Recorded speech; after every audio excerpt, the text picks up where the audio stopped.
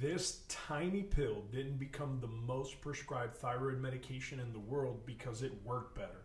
It became dominant because it was easier to manufacture, easier to regulate, and far more profitable. Millions of patients have paid the price. Before the 1950s, hypothyroid patients were not treated with synthetic hormones at all. They were treated with natural desiccated thyroid, Roundup, porcine thyroid, containing not just T4, but T3, T2, T1, and calcitonin. In other words, it looked remarkably similar to what the human thyroid actually produces. Doctors didn't rely on lab numbers because they didn't exist yet.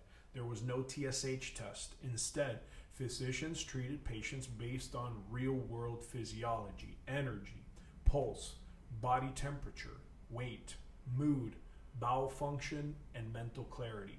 Doses were adjusted until the patient felt well, and in many cases, patients actually recovered their lives. Then came the post-World War II medical revolution. The same petrochemical industry that had mastered fuels, plastics, and explosives turned its attention to pharmaceuticals. Synthetic chemistry was booming, and drug companies realized something critical. You can't patent a pig, but you can patent a molecule. That molecule was levothyroxine, a synthetic version of thyroxine, or T4, only. It was cheap to produce, shelf-stable, easy to standardize, and perfectly suited for mass distribution. From a business standpoint, it was a dream. From a biological standpoint, it was incomplete. But the real turning point came in the late 1960s and early 1970s with the introduction of the TSH blood test. For the first time in medical history, doctors had a single number they could use to define thyroid health.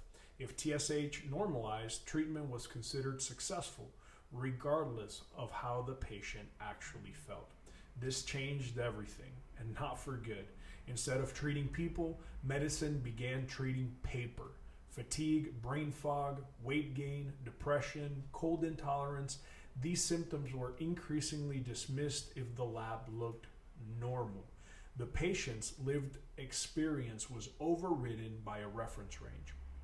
What was never adequately explained to patients is that levothyroxine only works if the body can efficiently convert T4 into active T3 at the tissue level.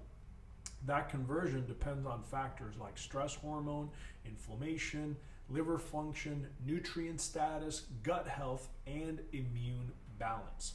Chronic stress, autoimmune disease like Hashimoto's, iron or selenium deficiency, all of these can block conversion.